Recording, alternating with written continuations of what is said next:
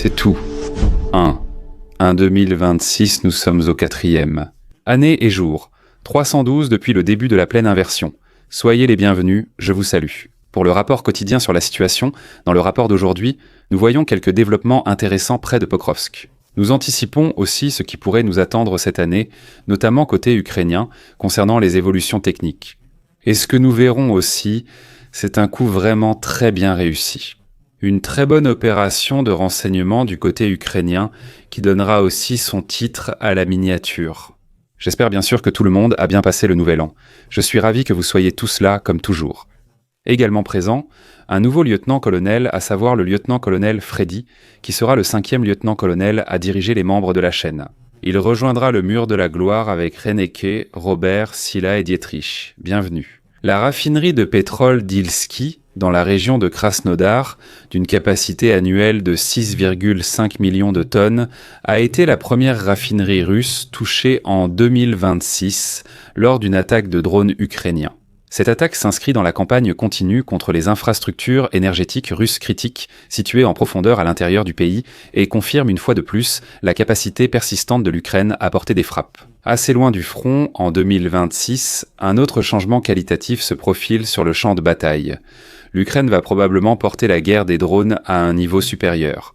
Des first-person view connectés et abordables, avec acquisition de cibles assistées par intelligence artificielle, pourront opérer en essaim et densifier la zone de destruction, rendant attaque d'infanterie et approvisionnement presque impossible pour l'assaillant.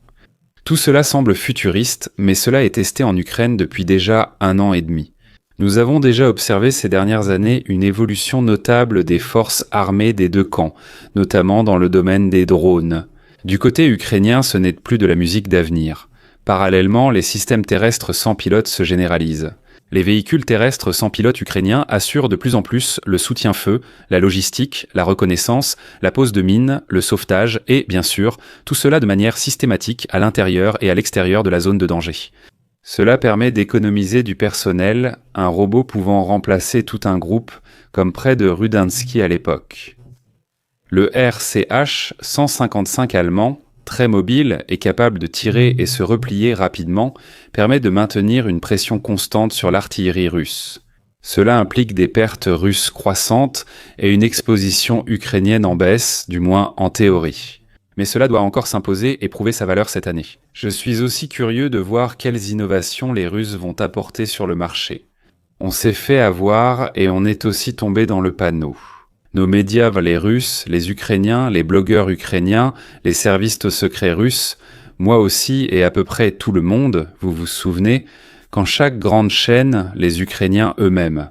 Les chaînes d'information et les reporters, moi y compris, ont annoncé que le chef du corps des volontaires russes était tombé il y a quelques jours lors d'une opération dans la région de Zaporijia. À ce sujet, il y a un changement. Petit rappel rapide. Le canal Telegram officiel du corps des volontaires russes est une milice composée d'anciens soldats russes ou de Russes ethniques, mais qui sont allés en Ukraine pour combattre les Russes pour diverses raisons, c'est-à-dire qu'ils combattent leurs propres compatriotes en Ukraine. Et c'est précisément le canal Telegram de cette milice qui a annoncé la mort de leur chef lors d'une mission de combat sur le front sud. C'est le meilleur type de source que l'on puisse obtenir dans ce cas, car elle confirme une perte de son propre camp et non celle de l'adversaire. Mais il semble qu'il ne soit pas tombé, mais qu'il soit encore en vie. Pourquoi alors cette fausse information ? Pourquoi diffuser une telle information juste pour le montrer vivant quelques jours plus tard ? Je veux dire, qu'est-ce qu'on y gagnerait ? Et quel est le but derrière tout ça ? Eh bien, on pourrait dire que c'est pour soutirer environ $1 demi-million aux Russes. Ici, on le voit en train de discuter avec le chef des services secrets ukrainiens, Boudanov lui-même qui l'accueille en lui disant « Bienvenue parmi nous ». Selon les informations du renseignement militaire ukrainien, le direction principale du renseignement du ministère de la Défense de l'Ukraine, il ne s'agissait pas d'une erreur, mais d'un leurre délibérément mis en place. Le Kremlin avait mis une prime d'environ $500 000 sur la tête de Denis Kapustin. Les services secrets russes ont donc donné à certaines personnes en Ukraine l'incitation de trahir Denis Kapustin afin d'éliminer ainsi un chef de milice. Cela lui aurait coûté $1 demi-million. Peu après, les Ukrainiens ont annoncé sa mort lors d'une attaque de drone First Person View. Une mort au combat est plausible, peu spectaculaire et difficile à vérifier. En conséquence, l'opération active du complot, qui visait justement sa mort, a été arrêtée contre lui. C'est à ce moment que les services secrets ont agi. Alors que les autorités russes qui jugeaient l'affaire close en interne, les services secrets ukrainiens affirment avoir identifié les instigateurs, révélé les communications et infiltré les structures concernées.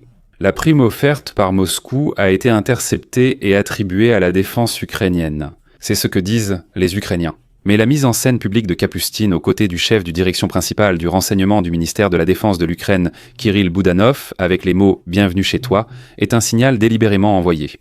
Ce qui apparaît ici n'est pas un coup de pub, mais un cas classique de contre-espionnage. L'adversaire croit que sa cible est morte et baisse sa vigilance, tandis que notre camp gagne du temps, découvre des réseaux et redirige des ressources. Le fait que les médias mondiaux, les autorités ukrainiennes et des journalistes comme moi aient relayé la nouvelle de la mort renforce la crédibilité de la supercherie. En fin de compte, il faut donc retenir que la tentative d'éliminer Kapustine n'a pas seulement échoué, mais s'est apparemment retournée contre ses propres instigateurs. Un service secret russe démasqué se retrouve maintenant sur le devant de la scène, au lieu d'un adversaire neutralisé. Ce processus montre que la guerre se joue désormais aussi dans la tromperie, la manipulation et le renseignement, pas seulement sur le front.